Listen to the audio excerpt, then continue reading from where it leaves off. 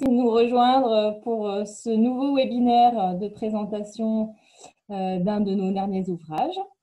Donc, voilà, donc je pense que cette forme prend d'autant plus de sens avec ce nouveau reconfinement.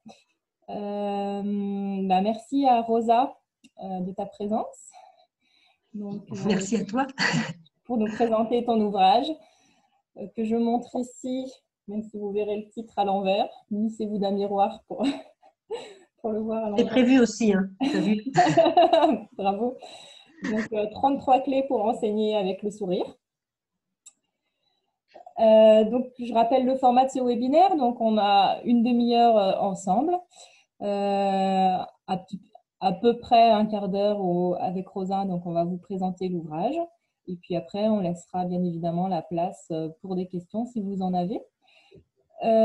Juste vous informer donc que ce webinaire est enregistré afin qu'on puisse le rediffuser sur notre site en différé. Donc, si des personnes ne souhaitent pas apparaître à l'écran, je vous invite à masquer la caméra et éventuellement vous renommer si vous ne souhaitez pas non plus que votre nom n'apparaisse. Néanmoins, ce n'est vraiment utilisé qu'à des fins de communication sur l'ouvrage. Et puis, donc, pour des raisons pratiques, merci donc de fermer vos micros pendant la présentation, donc pour éviter toute interférence. Et puis, si jamais il y avait des soucis de flux et de bande passante, on vous demanderait éventuellement de fermer aussi les caméras, mais pour l'instant, tout a l'air de bien se passer.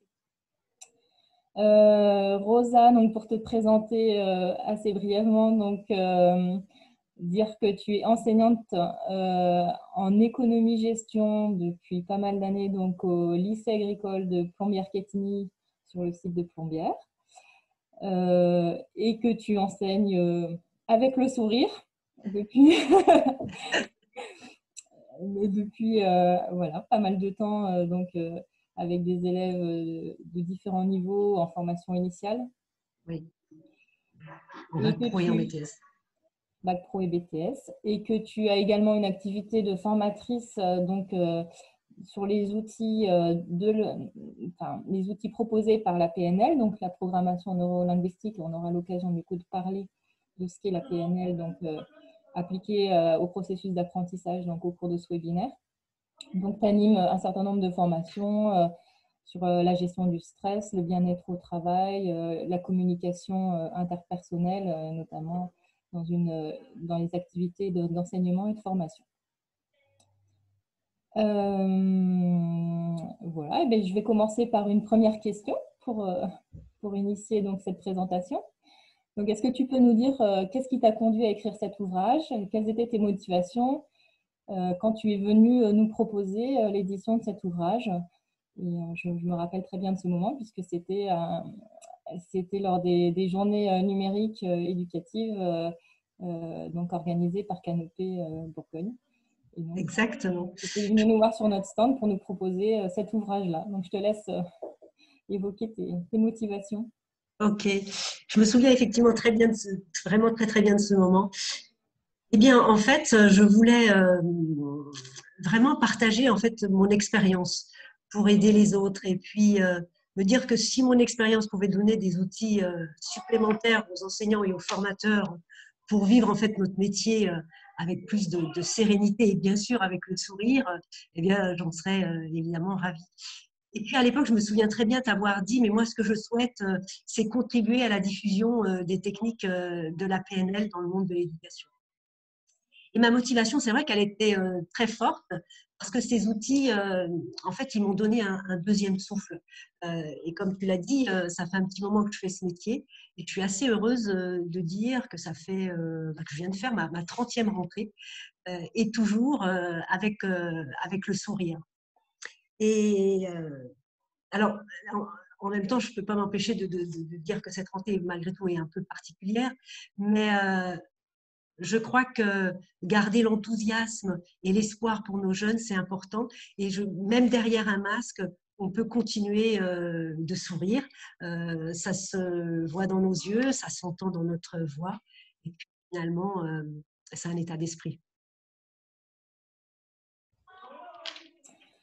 Eh bien, Merci Rosa. Donc effectivement, je crois que ça se voit, enfin, en tout cas, que tu prends vraiment plaisir dans ton activité d'enseignement.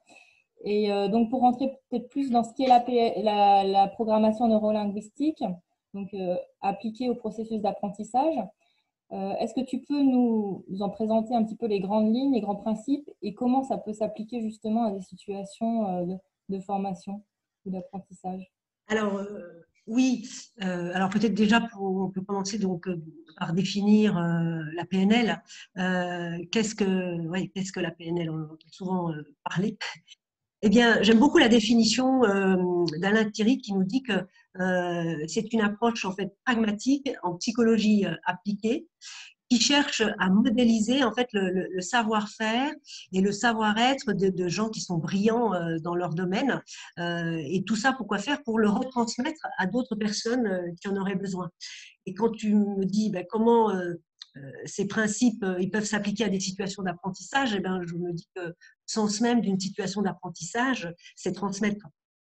Et on peut faciliter justement cet apprentissage en utilisant bien des modèles qui fonctionnent. Et un des principes de la PNL, c'est que si quelqu'un a appris quelque chose, si je veux l'apprendre et si j'ai décidé de l'apprendre, eh bien je peux le faire. Et j'aime beaucoup ça parce que finalement, ça suppose qu'on peut apprendre des autres.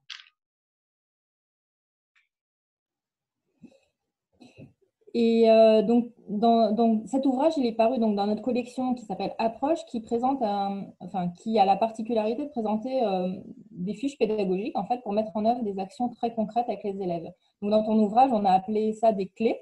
Donc, c'est 33 clés pour enseigner avec le sourire, pour mettre en œuvre des relations bienveillantes avec les élèves, leur permettre de générer de la confiance en eux. Est-ce que tu pourrais du coup, nous présenter quelques-unes de ces clés et peut-être par ton expérience, comment tu les as mises en œuvre avec tes élèves, avec quel public, dans quelle situation? Voilà, juste pour un petit peu dévoiler quelques clés présentées dans l'ouvrage. Ok. Eh ben, je vais commencer par, en fait, par la première clé, qui s'appelle établir le rapport, qui, à mon sens, est fondamentale pour débuter une relation avec un jeune avant de penser à atteindre avec lui des objectifs pédagogiques. En fait, cette fiche, elle nous propose comment entrer en contact avec l'élève en utilisant tous nos sens pour l'observer afin de pratiquer ce qu'on appelle en PNL la synchronisation, c'est-à-dire se mettre en phase avec son interlocuteur. Et tout ça pour rendre en fait notre communication adaptée, impactante et surtout évolutive en fonction de l'objectif qu'on souhaite atteindre. Alors, tu me demandais quand est-ce que je le mets en œuvre. Établir le rapport, en fait, je le mets en œuvre à chaque fois que je suis en contact avec un jeune, que ce soit en classe ou ailleurs d'ailleurs. Et une fois que le rapport a été établi, eh bien, il est ensuite beaucoup plus facile d'accompagner les élèves dans leur apprentissage. Et puis, surtout, quand on a des classes avec des publics difficiles. Et à Plombières, nos publics ne sont pas toujours faciles. Qu'est-ce que je pourrais enchaîner par une autre clé qui est celle de la posture bienveillante, qui est une fiche qui nous montre en fait comment l'absence d'interprétation de nos observations et la pratique de l'écoute active, la communication aussi de nos besoins, eh bien, nous amène à gérer des situations qui pourraient tourner au conflit. Par exemple, quand je rends une copie à un élève et que sa note bien n'est pas à la hauteur de son investissement, sa déception peut être très grande et provoquer une émotion vive qui peut l'amener à m'interpeller avec agressivité, hein, par exemple. Et bien là, notre posture va avoir un impact important et j'allais dire évident sur le bon déroulement de la situation. Qu'est-ce que je pourrais encore vous parler? Oui, je pourrais vous dire, il y a aussi toute une série, hein, pour vous allécher un petit peu quand même, une série de clés sur la confiance aussi en soi, qui propose en fait comment par la technique du questionnement et de la technique de la visualisation, on peut aider les jeunes à avoir davantage confiance en eux. Alors là, on apprend que finalement, c'est pas tant les réponses aux questions qui vont être importantes, mais ça va être plutôt la prise de conscience euh, que l'enchaînement de ces questions va provoquer chez le jeune. Et il va peut-être se dire ah mais oui, mais tiens, finalement, ça, je le sais déjà. Il va peut-être s'apercevoir qu'il possède déjà des ressources. Et le fait d'en prendre conscience, eh bien, ça améliore sa confiance en lui. Merci pour ce petit extrait. Je pense qu'effectivement, les enseignants qui sont présents se retrouveront dans pas mal de situations que tu as évoquées. Et je pense que ça peut être vraiment, voilà, susciter de l'intérêt, effectivement, pour savoir comment gérer ces situations que beaucoup connaissent dans les relations avec les élèves. Est-ce que, autre petite question, du coup, est-ce que par rapport aux outils que tu mets en œuvre, enfin, suite à la mise en œuvre des outils donc, que tu décris dans l'ouvrage, est-ce que tu as eu des retours, soit directs, soit indirects, des apprenants avec lesquels tu as mis en œuvre ces clés donc, que tu décris? Alors oui, j'ai des retours. Alors, ils peuvent être d'ailleurs individuels ou collectifs d'ailleurs. Individuels, là, il y a vraiment le souvenir d'une jeune qui m'a envoyé un mail. C'est une jeune que j'ai eue en bac pro. Je crois que je peux donner son prénom, peut-être. Oui, oui. Ouais, elle s'appelait Anaïs. Et en fait, elle m'a écrit pour me dire en fait qu'elle avait découvert que, en tout cas pour elle, le plus important, c'était d'avoir confiance en elle et qu'avec ça, eh bien, en fait, elle se sentait tout simplement plus forte pour se lancer dans ses projets de vie. Et quand je vous dis ça, bon, je résume parce qu'en fait, son mail, il était quand même assez conséquent. Et je me souviens qu'à l'époque, ça m'avait énormément touchée. Voilà, donc là, c'est des retours voilà, individuels. Et j'ai aussi très régulièrement des retours de la classe à chaque trimestre parce que à chaque trimestre, en fait, je leur demande un feedback de la période sur mes pratiques pédagogiques. Et puis, bien sûr, le bilan de fin d'année.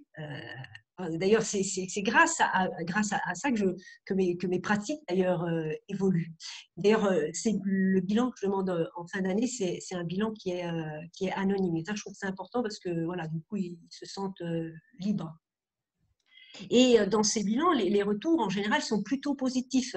Et il y a vraiment quelque chose que je constate au fil des ans, c'est que la relation, une fois qu'elle est construite et qu'on met en application la bienveillance, eh bien la gestion de la classe se fait beaucoup plus facilement et avec moins de tension.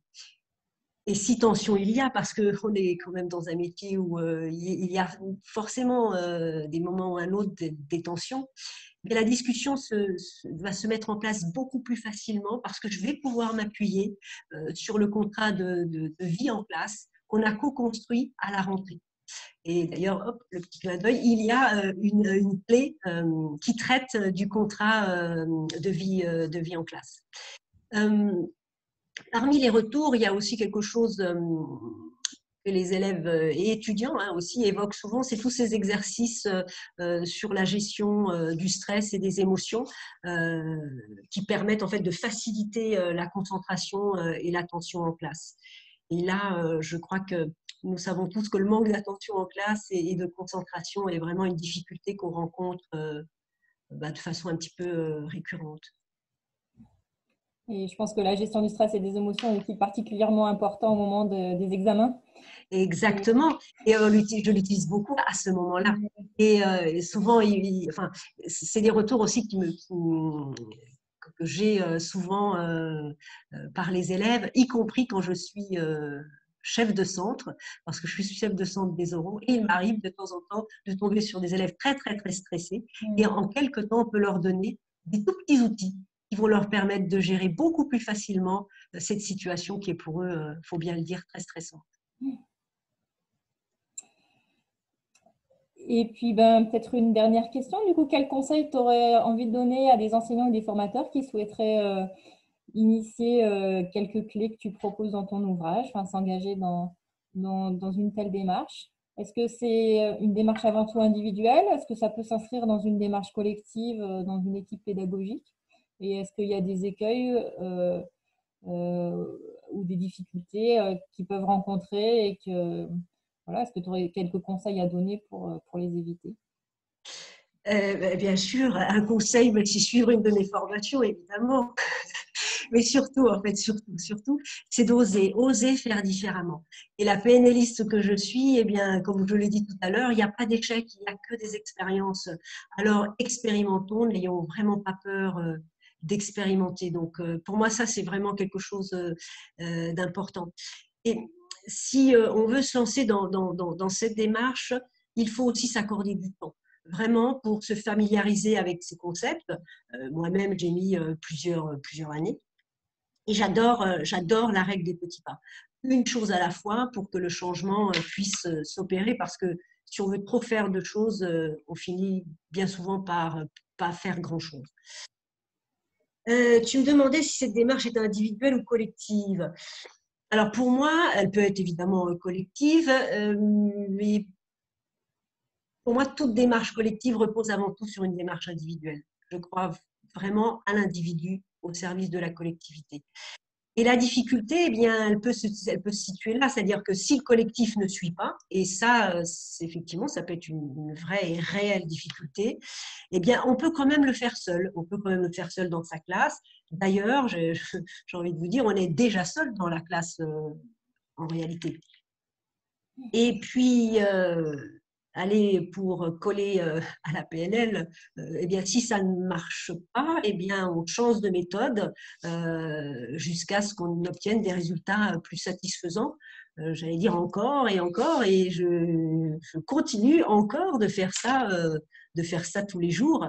Et d'ailleurs, je crois que c'est justement pour ça que j'aime ce métier et que il me passionne, à vrai dire, hein, parce que c'est un métier pour moi où il est difficile de se reposer sur ses lauriers, comme on dit. La remise en question, elle est permanente et les jeunes nous font évoluer.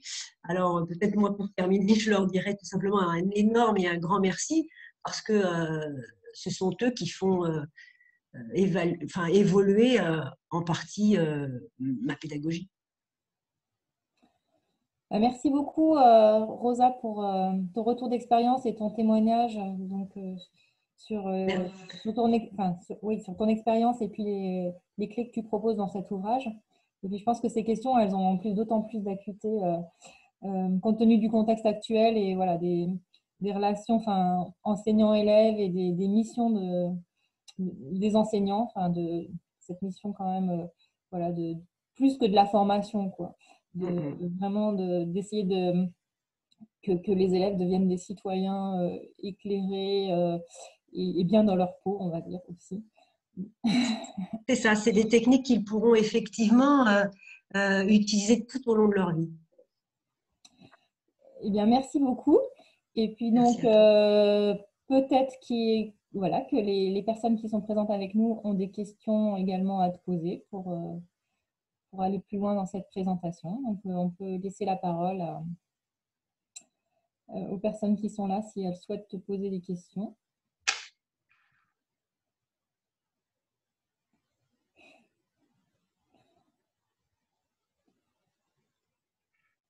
Donc, non, a priori, il n'y a pas de... Alors, vous pouvez aussi, hein, s'il y a besoin, poser des questions sur le chat et puis on peut aussi les retranscrire. Mais, je pense que, a priori, non. Bon.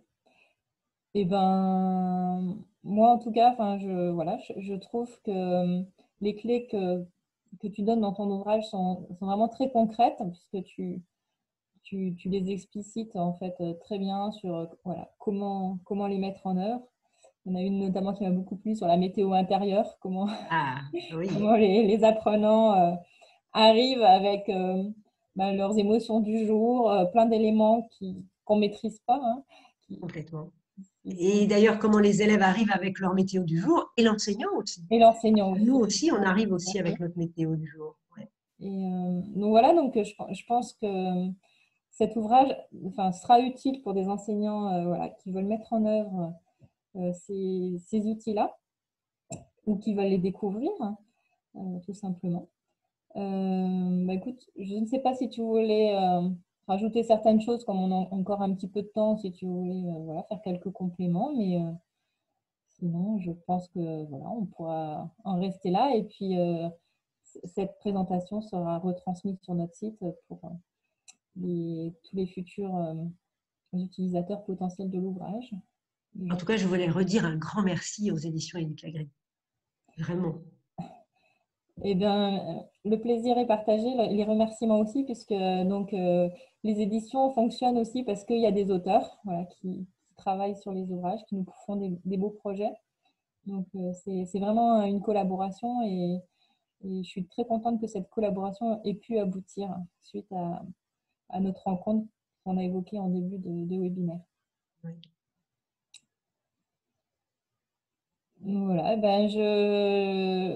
s'il n'y a pas de questions ou de réactions particulières, je vais remercier tout le monde pour d'avoir été présent donc, à cette présentation. Et puis, on va souhaiter une belle vie à cet ouvrage. Et bien évidemment, s'il y a des retours sur l'ouvrage, n'hésitez pas à nous les transmettre. C'est vrai qu'une fois que l'ouvrage est paru, il vit sa vie. C'est ça, c'est exactement ça.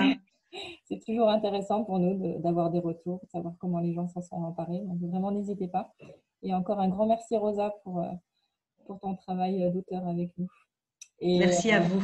bonne continuation dans tes Merci. activités. Au revoir tout le monde. Au revoir.